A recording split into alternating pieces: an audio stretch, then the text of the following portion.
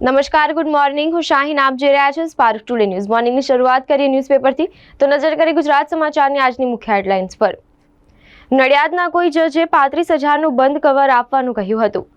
દીપક open થિયેટરના સ્થાને બનેલું અતિથિ ગૃહ શરૂ કરવા માંગે છે. સંસાર હવે અસાર છે તેવું અનુભવ્યા બાદ વડોદરાના વેપારીની 46 વર્ષીય પુત્રીએ દીક્ષા લીધી. પરિવારોમાં વૃદ્ધોની અવગણના અને અપમાનજનક માહોલ વચ્ચે 90 વર્ષીય માતાની અંતિમ ઈચ્છા પૂરી કરવા આખો પરિવાર નર્મદા પરિક્રમાએ નીકળ્યો. કોર્પોરેશનની કામગીરીમાં નિષ્કાળજી રાખનારા અધિકારીઓ કર્મચારીઓને નોટિસ અપાશે. હિન્દુઓ પર જાહેરમાં હુમલા વધતા કોલકાતા ઇસ્કોનની તાકીદ. બાંગ્લાદેશમાં હિન્દુઓએ જીવવું હોય તો ધાર્મિક ઓળખ છુપાવે. ગુજરાતમાં 4 વર્ષમાં જીએસટીની ચોરીના 12,803 કેસ, 101ની ધરપકડ. કોંગ્રેસ પ્રેરિત ઉમેદવારને 10 મતો મળતા વિજેતા. માતર એપીએમસીના ચેરમેનની ચૂંટણીમાં ભાજપના ઉમેદવારનો 2 મતોથી પરાજય. ગુજરાત અને અન્ય રાજ્યોમાં લૂંટ, દુષ્કર્મ, હત્યાનો સિલસિલો. વલસાડના પારડીમાંથી પકડાયેલા સિરિયલ કિલરની કબૂલાત. 3 મહિલા સહિત 6ની હત્યા. અંકલેશ્વરની કંપનીમાં પ્રચંડ બ્લાસ્ટ થતા 4 કર્મચારીના કરુણ મોત નીપજ્યા. હવે નજર કરીએ દિવ્યા ભાસ્કર ન્યૂઝપેપરની મુખ્ય હેડલાઇન્સ પર. બીઝેડ કૌભાંડમાં શુભમન ગિલ, મોહિત તેવટિયા સહિત 5 ક્રિકેટર પણ એકના ડબલની જાળમાં ફસાયા. કાર્યસ્થળે જાતીય સતામણી, દરેક જિલ્લામાં અધિકારી જરૂરી, સુપ્રીમ કોર્ટે કહ્યું. નવી જંત્રી મનસ્વી રીતે નક્કી થઈ, જરૂર પડી તો રાજ્ય સરકાર સામે હાઈકોર્ટમાં પણ જઈશું, ક્રેડાઈએ કહ્યું. મહારાષ્ટ્રનું સસ્પેન્સ આજે હટશે, શિંદેને મનાવવાના પ્રયાસો જારી. શ્રીરામ મંદિર આવનારા શ્રદ્ધાળુઓના કારણે જીએસટીમાં 35% વધારો થયો. અંકલેશ્વરની ડેટોક્સ કંપનીમાં ટેન્કના વેલ્ડિંગ વેળા ધડાકો થતા 4 કર્મીના મોત નીપજ્યા. પંજાબના પૂર્વ ડેપ્યુટી સીએમ સુખબીર સિંહ સુવર્ણ મંદિરમાં સેવાદાર બન્યા. જમ્મુ કાશ્મીરમાં ડોક્ટર સહિત 7ની હત્યા કરનાર આતંકીને સુરક્ષા દળોએ ઠાર કર્યો.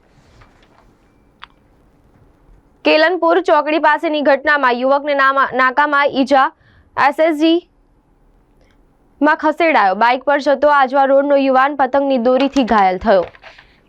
યુક્રેનની મદદ કરનાર યુરોપિયન દેશોમાં રશિયા હવે અરાજકતા ફેલાવવામાં વ્યસ્ત. હવે નજર કરીએ ગુજરાત મિત્ર ન્યૂઝપેપરની મુખ્ય હેડલાઇન્સ પર. બાંગ્લાદેશના ઘુરિયા ભારતીય દૂતને તેડાવ્યા. લોકસભામાં બેન્કિંગ કાયદો સુધારા બિલ પસાર થયું. અમેરિકી સંસદીય સમિતિએ કોવિડ અહેવાલ રજૂ કર્યો. લેબ લીક થિયરીને ટેકો. ગગનગીર હુમલામાં સામેલ એલટીનો આતંકવાદી શ્રીનગરમાં માર્યો ગયો. જીતપુરા ગામે પ્રાથમિક શાળાના રસ્તા ઉપર ગટરના દૂષિત પાણીથી વિદ્યાર્થીઓ પરેશાન. બાળ વિવાહ મુક્ત ભારત અભિયાન હેઠળ શાળામાં કાર્યક્રમ. રામકૃષ્ણ મઠ મિશનના પરમાધ્યક્ષ સ્વામી ગૌતમાનંદજીનું વડોદરામાં આગમન. ગરીબોની જમીનમાં ઊભા કરેલા વૈભવી ફાર્મ હાઉસની તપાસ કરવા માંગણી. દાહોદમાં નકલી બિનખેતીના હુકમોનું કૌભાંડ. વિશ્વ વિકલાંગ દિને પ્રજ્ઞાચક્ષુના પડતર પ્રશ્નો મુદ્દે કલેક્ટરને રજૂઆત. ગડકરીએ કબૂલ્યું કે પ્રદૂષણના કારણે તેઓ દિલ્હી જવા માંગતા નથી. સરકારી ડિજિટલ ધરપકડની છેતરપિંડી માટે ઉપયોગમાં લેવાતા 1,700 સ્કાઇપ આઈડી અને 59,000 વોટ્સએપ એકાઉન્ટ બ્લોક કર્યા. મલેશિયા દક્ષિણ થાઇલેન્ડમાં ભારે વરસાદ બાદ આવેલા પૂરે તબાહી મચાવી. અંકલેશ્વર જીઆઈડીસીની ડિટોક્સ ઇન્ડિયા કંપનીમાં સ્ટીમ પ્રેશર પાઇપ ફાટતા પ્રચંડ બ્લાસ્ટ, 4ના મોત નીપજ્યા. હવે નજર કરીએ લોકસત્તા જનસત્તા ન્યૂઝપેપરની મુખ્ય હેડલાઇન્સ પર. બાંગ્લાદેશમાં હિન્દુ વિરોધી હુમલાને લઈને ઇસ્કોન કોલકાતા દ્વારા અનુયાયીઓને સલાહ અપાઈ. ભગવો ન પહેરતા તિલક ભૂસી કાઢજો, રાધા રમણે કહ્યું. ગૂગલ મેપના સહારે મુસાફરી ભારે પડી, શોર્ટકટના ચક્કરમાં કાર કેનાલમાં ખાબકી. લખનઉ એરપોર્ટ પર કુરિયર બોક્સમાંથી કેમિકલ સાથે નવજાતનો મૃતદેહ મળ્યો. રાહુલ પ્રિયંકા લોકસભામાં સાથે નહીં બેસી શકે, સીટ નંબર ફાઇનલ થયા. કોલંબિયામાં 7 લાખ કરોડનું 1,400 ટન ડ્રગ્સ ઝડપાયું, 400થી વધુની ધરપકડ. સિકલ સેલથી પીડિત પત્નીને પતિએ કાઢી મૂકી. વડોદરાની 7 વર્ષની દેવાંશિકા 10 વર્ષની ખેલાડીને હરાવી ટીપીએલમાં વિજેતા બની. વડોદરાના નિવાસી અધિક કલેક્ટર તરીકે ભરત પટેલે ચાર્જ સંભાળ્યો. બાંગ્લાદેશના હિન્દુઓને ન્યાય માટે શહેરમાં મૌન રેલી. સગર્ભાને પ્રસૂતિનો અસહ્ય દુખાવો હોવા છતાં 108માં ઇમરજન્સીમાં સગર્ભાની પ્રસૂતિ મહિલાએ જોડિયા બાળકોને જન્મ આપ્યો. ખેડૂતાએ કોરિડોર હાઈવેનું કામ બંધ કરાવ્યું. ક્રેડાઈની સ્પષ્ટ ચેતવણી, નવી જંત્રી કોઈ કાળે સ્વીકાર્ય નથી, ફેર વિચારણા કરો. શહેરના પ્રવેશ દ્વાર સલામતીની દ્રષ્ટિએ બાળા. હવે નજર કરી સંદેશ ન્યૂઝપેપરની મુખ્ય હેડલાઇન્સ પર. રાજ્યમાં સૌથી વધુ સુરત અને અમદાવાદમાં બાંગ્લાદેશીઓ, અન્ય શહેરોમાં ઘૂસણખોરી. ભાજપ, વીએચપી સહિતના સંગઠનોએ કલેક્ટરને આવેદનપત્ર આપ્યું. હિન્દુ સંગઠનોનો મોરચો, બાંગ્લાદેશમાં હિન્દુઓ પર અત્યાચારો બંધ કરાવો. નાણામંત્રી નિર્મલા સીતારામને લોકસભામાં બેન્કિંગ રેગ્યુલેશન એક્ટમાં સુધારો કરતું વિધેયક દાખલ કર્યું. બેંક ખાતાધારકો હવે 4 નોમિની નિમી શકશે. બાંગ્લાદેશમાં ચિન્મય પ્રભુના વકીલ પર હુમલો.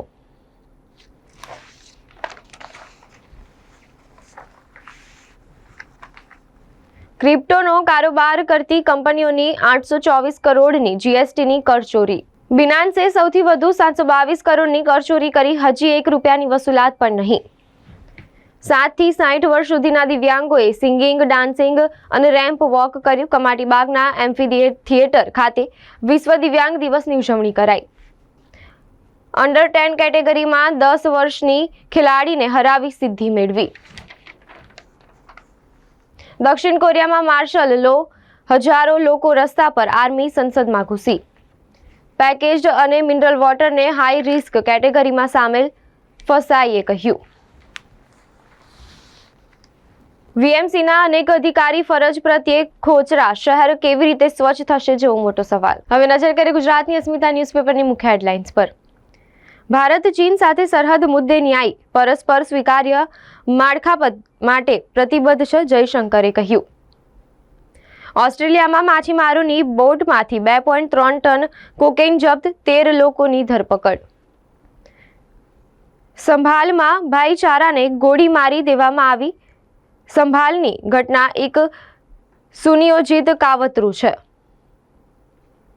કેરળમાં કાર બસ સાથે અથડાઈ, એમબીબીએસના 5 વિદ્યાર્થીઓના અકસ્માતમાં મોત થયા.